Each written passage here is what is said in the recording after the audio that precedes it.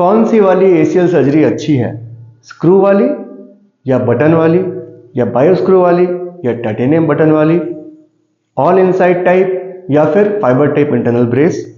ये डाउट्स बहुत लोगों के मन में है और बहुत से क्वेश्चंस हमसे कमेंट सेक्शन में पेशेंट्स पूछते हैं। तो आज इसका एक डिटेल्ड इवैल्यूएशन हमने बनाया है कि कौन से तरीके की एसीएल सर्जरी बेस्ट है आपके लिए।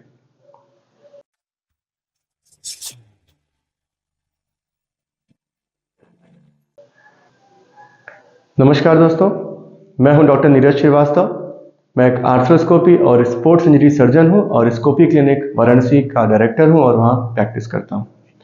तो जैसे कि एसीएल सर्जरी एक बहुत ही कॉमन सर्जरी है और इसको करने के बहुत ही ज़्यादा तरीके हैं और धीरे धीरे वेब द्वारा इतनी अवेयरनेस एक आम मानस को भी हो गई है कि क्या क्या फिक्सेशन मेथड्स हैं और क्या क्या टेंडेंस यूज़ होते हैं। तो सभी को, जो भी कोई सर्च करता है, उसको तमाम ऑप्शंस इंटरनेट पे मिलते हैं और जो जिस भी तरीके की सर्जरी करता है उसको बेस्ट बोलता है।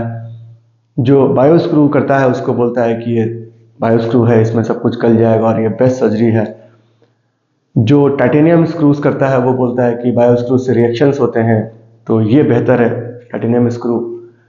जो ऑल इनसाइड टाइप बटन से सर्जरी करता है वो उसको अच्छा बोलता है कि ये सबसे बढ़िया है। जो फाइबर टेप यूज़ कर रहा है वो उसको प्रमोट करता है कि ये सबसे बढ़िया है। तो इन सब 4-5 तरीकों के जो वीडियोस हैं, जो भी इंफॉर्मेशन है वेब पे, इसको देख करके एक आम जनता, जो एक आम इंसान है जिसको कि उतनी नॉलेज नहीं है, वो बहुत ही कंफ्यूजन में पड़ जाता है। और ये डाउट हमारे सारे पेशेंट्स को रहता है। सबसे अधिक तो यही रहता है, एसीएल सर्जरी करवाना है कि नहीं करवाना है। उससे अधिक डाउट ये होता है कि सर किस तरीके की एसीएल सर्जरी करवाई जाए। तो देखिए दोस्तों, मैं आपको पहले एक चीज़ बताता हूँ। जैसे कि कहावत है, there are many ways to build a cat. हर इंसान जो होता है ना, जो हर सर्जन है, उसका अपना एक टेक्निक है और ये उसी को फॉलो करता है।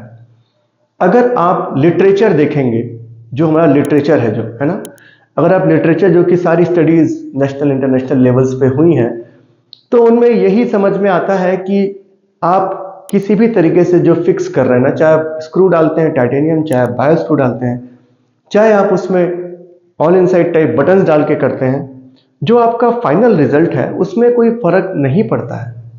ये सारा सिर्फ सर्जन्स की प्रेफरेंस है और कितने अच्छे से आपका ऑपरेशन किया गया है ये ज़्यादा इंपॉर्टेंट है, बजाय कि कौन सी टेक्निक की गई है। क्योंकि जो सर्जन जिस टेक्निक से कर रहा है वो उसमें एक्सपर्ट है और अपनी टेक्निक को सही तरीके से कर पा रहा है। तो जो सवाल है ना, वो ये होना चाहिए कि कौन से सर्जन से सर्जरी करवाएं एसीएल की, बजाय कि कौन से मेथड से सर्जरी होगी।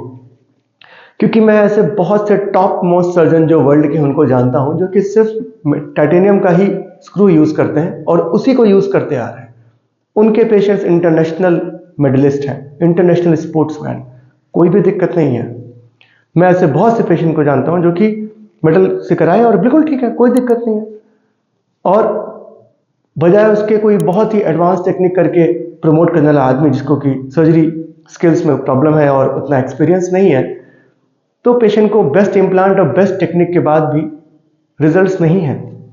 तो इम्पॉर्टेंट ये है कि जो सर्जन है ना, वो कितना एक्सपर्ट है अपने काम करने पे। तो बजाय आप इस पे रिसर्च करें कि कौन सी टेक्निक से होने वाला है, अगर आप इस पे रिसर्च करें कि कौन सा surgeon maximum arthroscopic ACL surgeries कर रहा है, तो दैट मेक्स मोर सेंस। वो आपके लिए ज़्यादा इंपॉर्टेंट इंफॉर्मेशन है। अब मैं आपको एक चीज़ और बताता हूँ कि आखिर इम्प्लांट्स का उतना फर्क क्यों नहीं पड़ता है। देखिए, इम्प्लांट जो है ना, वो सिर्फ फिक्सेशन मेथड्स हैं। कोई भी इम्प्लांट आपके शरीर में एसीएल नहीं बनाने वाला। वो सिर्फ जो आपका टेंडन ग्राफ्ट लगाया है उसको 3 से 4 महीने बस पकड़ के रखने के लिए ही वो बना है। तो बस वो 3 से 4 महीने उसने पकड़ लिया, अच्छे से पकड़ लिया, फेल नहीं हुआ, इतना ही उसका स्ट्रेंथ चाहिए हमें। इसलिए वो एक गुड क्वालिटी का होना चाहिए। इसमें कोई भी रॉकेट साइंस नहीं है। 3 से 4 महीने के बाद उस इम्प्लांट की कोई ज़रूरत नहीं है, क्योंकि जो आपका एसीएल बनने वाला है ना, वो आपका जो ग्राफ्ट निकाला गया है उससे बनने वाला है। वो जोड़ के अंदर होता है, उसमें कोई भी आर्टिफिशियल चीज़ नहीं होती है।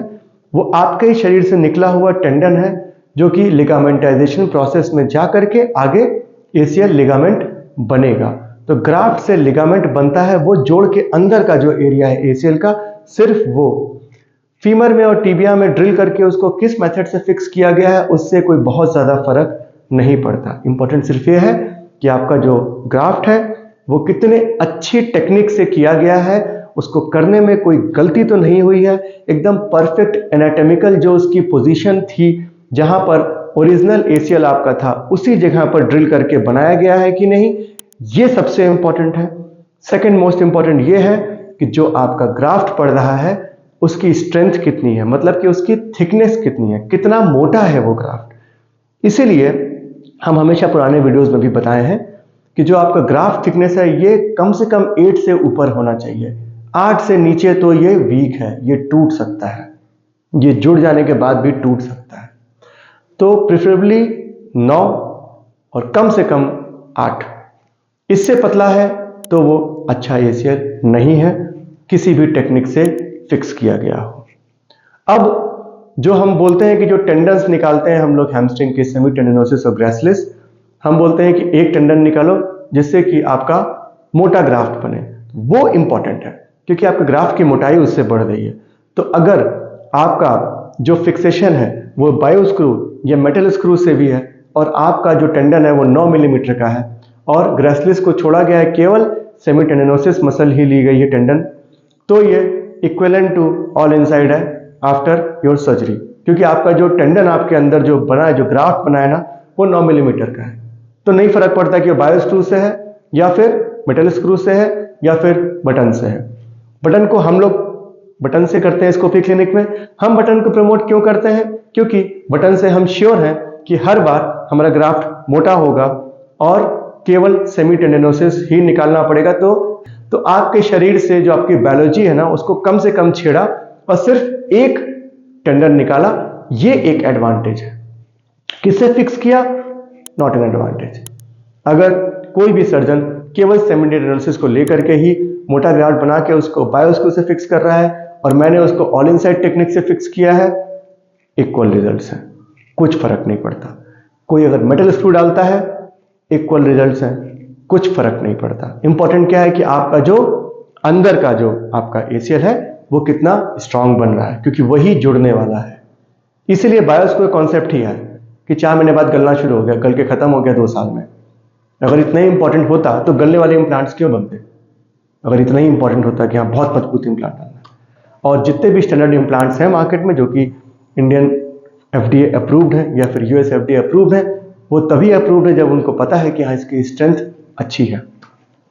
एक चीज जो हम लोग हमेशा डिस्करेज करते हैं वो है कि हाँ कोई आर्टिफिशियल चीज ज्वाइंट के अंदर नहीं होनी चाहिए, जैसे कि फाइबर टेप जो बहुत ही फेमस है आजकल, वो हम लोग डिस्करेज करते हैं क्योंकि हमें लगता है कि ज्वाइंट के अंदर आपके जो नॉर्मल जो आपका एसीएल है, आपके ज्वाइंट नी ज्वाइंट के अंदर कोई भी आर्टिफिशियल चीज हार्मफुल हो सकती है लॉन्ग टर्म में। तो चूंकि वो गलने वाली चीज नहीं है और आपके ग्राफ्ट के साथ चिपका रहेगा, तो उसको हम डिस्करेज करते हैं क्योंकि वो हमेशा आपके ग्राफ्ट के साथ रहेगा और फ्यूचर में प्रॉब्लम कर सकता है। तो अगर आप कोई भी चीज ज्वाइंट के अंदर नहीं चाहते आर्टिफिशियल, तो फाइबर टेप को अवॉइड करना बेहतर है, जो कि हम पुराने वीडियोस में बता चुके हैं। बट फिक्सेशन मेथड से कुछ फर्क नहीं पड़ता, ये सिर्फ एक तरीका है टू बिल्ड द कैट। आपका सर्जन जिस टेक्निक में एक्सपर्ट है उसी में कराइए और अपना जो रिसर्च करना है वो इसमें करिए कि कौन से सर्जन के पास नंबर ऑफ केसेस ज्यादा हैं, कौन एथलीट्स को रेगुलर ट्रीट करता है, कौन exclusive trend arthroscopy ACL surgeon है और किसके रिजल्ट्स अच्छे हैं। इतना ही करना जरूरी है, ना कि किस मेथड से वो फिक्सेशन कर रहा है। वो जिस मेथड से भी करे उसको करने दीजिए और आपको बस ठीक होने से मतलब होना चाहिए। अगर आपकी सर्जरी अच्छे से हुई है तो फर्क नहीं पड़ता कि क्या इम्प्लांट उसके अंदर लगा है, फर्क सिर्फ यही पड़ता है कि कितनी बढ़िया से आपकी सर्जरी हुई है, क्योंकि अल्टीमेटली आपका एसीएल आपके शरीर से ही निकला टेंडन बनाएगा, ना कि कोई इम्प्लांट। अगर इसके बाद भी आपको कोई डाउट्स अगर रहते हैं तो हमसे कमेंट सेक्शन में लिख करके आप पूछ सकते हैं, हम आपको रिप्लाई करेंगे। अपना ख्याल रखिए, अपने एसीएल का ख्याल रखिए।